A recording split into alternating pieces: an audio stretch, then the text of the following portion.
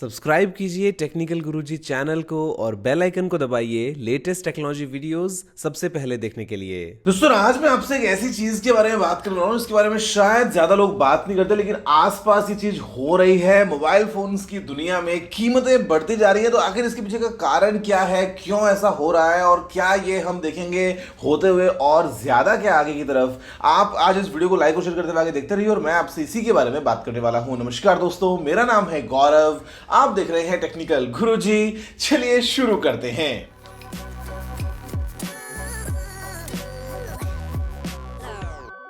दोस्तों मतलब अभी ना ये बहुत ही कॉमन हो गया है। आपने नोटिस किया होगा कि बहुत सारी कंपनी ये काम कर रही है, कोई एक कंपनी नहीं है, लेकिन लगभग सभी के साथ में ऐसा हो रहा है मोस्टली कि भाई मतलब कोई फोन लॉन्च किया पहले 10,000 का, अचानक से देखते हैं 2 महीने बाद तो कीमत बढ़ के 10,500 हो गई है। फिर देखते हैं तो कोई कीमत जो है वो बढ़ के 11,000 हो गई है। कभी भी फोन लॉन्च किया 12 का तो वो 13 पे पहुंच गया था। मतलब यहाँ पे दोस्तों जो प्राइसिंग बढ़ रही है ना, ये एक बहुत ही कॉमन सीन निकल के आया है पिछले कुछ टाइम से। और स्पेशली हमने देखा है कि ये हो रहा है अभी ये 10-15 18-20 हज़ार रुपए के प्राइस ब्रैकेट के मोबाइल फोन है उनके साथ पे। ये हमने फ्लैगशिप्स का तो नहीं देखा है कि मतलब आईफोन लॉन्च हुआ 70 का वो बढ़ के 90 का हो गया, ऐसा नहीं हुआ है। लेकिन जो स्पेशली ये 10-15-20 हज़ार का प्राइस ब्रैकेट है, यहाँ पे जो मोबाइल फोन्स लॉन्च हो रहे हैं ना, उसमें लॉन्च के कुछ टाइम बाद हम देखते हैं कि प्राइसिंग बढ़ जाती है। तो आखिर ऐसा क्यों हो रहा है और क्या ये कभी रुकेगा या इसके पीछे का मेन रीजन क्या है, और क्या हमको इसे समझना चाहिए। दोस्तों दो तीन मेन बातें हैं। कोविड जो है वो डेफिनेटली एक बहुत ही एक्सेप्शनल टाइम है हम सभी के लिए, जहाँ पे आज से पहले हमने ऐसा कभी एक्सपीरियंस नहीं किया रिसेंट टाइम्स में। और ये मतलब ऐसी चीज़ है जिसकी वजह से बहुत सारा इम्पैक्ट हुआ है अलग अलग इंडस्ट्रीज पे। तो इसमें कोई डाउट नहीं है कि फॉर एग्जाम्पल दोस्तों मेरे से सेकेंड वेव आया था तो बहुत सारे लॉकडाउन्स थे अलग अलग जगहों पे, सेल्स इतनी नहीं हो पाई या इतनी ज़्यादा जो है वो ढंग से मैन्युफैक्चरिंग नहीं हो पाई, या डिमांड अलग कुछ ज़्यादा थी उससे पहले, या चिप शॉर्टेज चल रही है। मतलब बहुत सारी बातें हैं जिसके चलते कीमत बढ़ना लगता है कि हाँ एक तरीके से असर पड़ा है इंडस्ट्री पे और कीमत बढ़ रही है।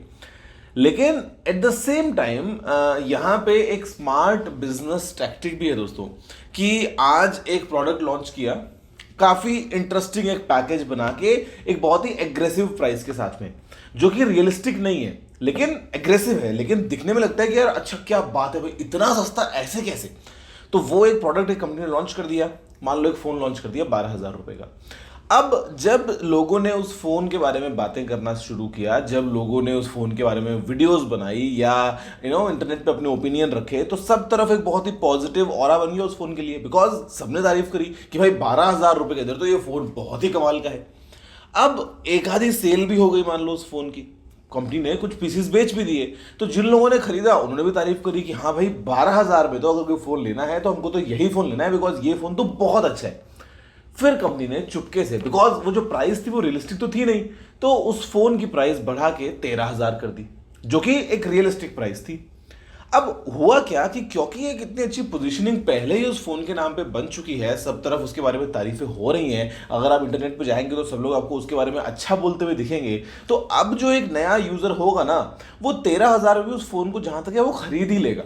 मतलब वो ये नहीं सोचेगा कि यार अब तो 13,000 का हो गया, पहले तो 12 का था। वो लगता है कि भाई मिल रहा है जल्दी से ले लो इसको, वरना पता चले बाद में की प्राइस और ना बढ़ जाए। तो यहाँ पे दोस्तों ये जो होता है, बहुत कंपनीज ने देखा है रिसेंटली कि एक फोन लॉन्च करते हैं बहुत एक एग्रेसिव प्राइस के साथ में, और बस 1 या 2 सेल हुई और इंस्टेंटली उस फोन की प्राइस 500 या 1,000 रुपए बढ़ जाती है।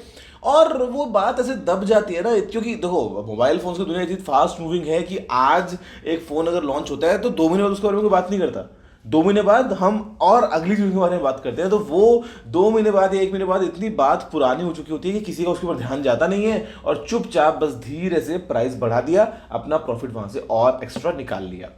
अभी जो हम बात करें दोस्तों कोविड वाली, ये डेफिनेटली एक चीज़ है जिससे असर पड़ा है। और ये असर अभी अगर आप पूछोगे कि यार फिर आईफोन्स की प्राइस तो नहीं बढ़ी, तो इसका मतलब क्या उन पे सच नहीं पड़ा? नहीं, असर सब पे पड़ा है। पंगा यहाँ पे क्या है कि जो ये हम बात करें 10-15-20 हज़ार रुपए के प्राइस ब्रैकेट स्मार्टफोन्स की, यहाँ पे प्रॉफिट मार्जिन बहुत कम होते हैं यार।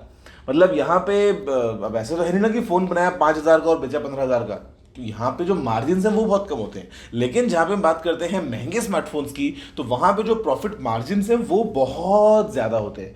तो कंपनीज क्या कर रही हैं, अभी यार देखो वो रेपुटेशन पे भी इतनी मतलब नो अच्छी बात नहीं है ना कि आपने 70,000 का फ़ोन लॉन्च किया, फिर आपने उसकी प्राइस बढ़ा के 70,500 रुपये कर दी, मतलब तो चिंदगिरी हो जाएगी। तो यहाँ पर दोस्तों जो कंपनीज हैं वो बेसिकली जो अपने महंगे फ़ोन्स हैं उसमें वो खुद अंदर से जो है वो इतनी स्पेस रखती है, एकदम जैसे बफर होता है कि वो अपने प्रॉफिट को ही थोड़ा बहुत कम ज़्यादा कर ले, अगर कोई एक्सटर्नल फैक्टर की वजह से कॉस्ट जो है वो उनको बढ़ानी पड़े तो वो प्रॉफिट ही कम कर ले, इतना उनमें जो है गुंजाइश होती है वहाँ पे। लेकिन क्योंकि अब जो बजट फोन्स हैं यार वहाँ पे इतने टाइट मार्जिन हैं, नेक टू नेक कॉम्पिटिशन चल रहा है, तो वहाँ पे वो जरा सा भी हिट अपने ऊपर ले नहीं पाते।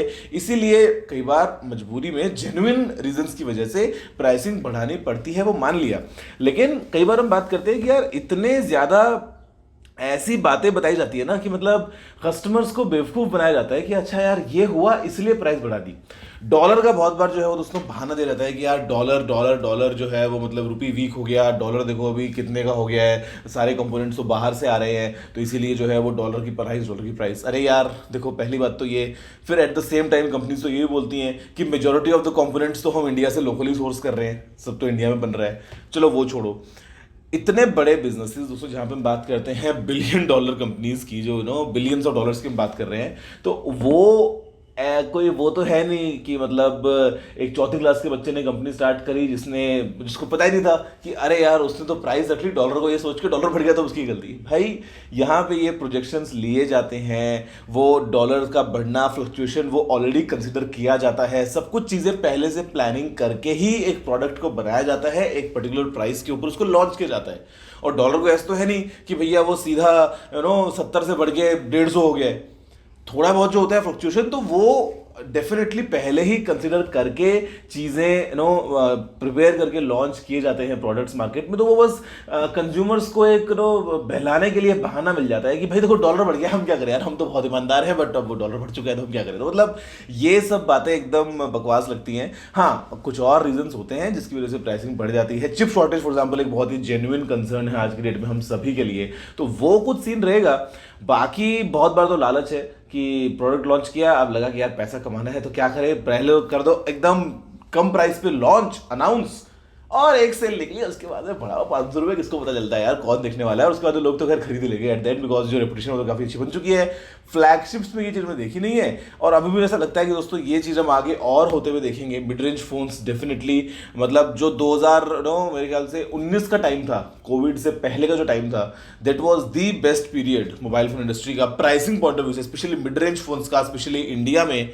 फिर हमने देखा है कि वो इतना ज़्यादा एग्रेसिव शायद अभी नहीं रहे, कुछ कुछ चीज़ें शायद हमको और ज़्यादा महंगी मिलेंगी तो मिलेंगी, क्या ही कर सकते हैं। उम्मीद है आपको वीडियो देख के सब कुछ समझ में आ गया होगा। तो दोस्तों बस फिलहाल वीडियो में इतना ही, देखने के लिए आपको धन्यवाद। मुझे उम्मीद है कि आपको वीडियो पसंद आया होगा।